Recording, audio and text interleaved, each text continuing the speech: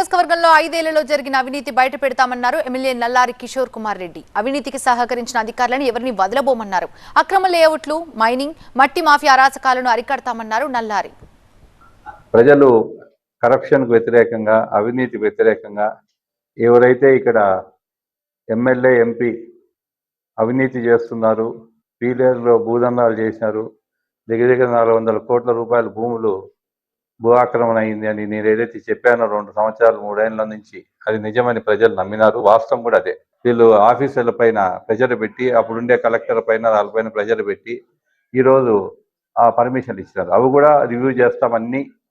ఈరోజు పాత ఆఫీసర్లు ఎవరైతే తప్పు చేసినారో వాళ్ళు కూడా వదిలిపెట్టే ప్రశ్నే లేదు. ఈరోజు ఏదైతే భూ ఆక్రమణ జరిగిందో ఇంచుతో సహా చెరువులు, గుట్టలు, కుంటలు ఏవీ లేవు పీలేరులో.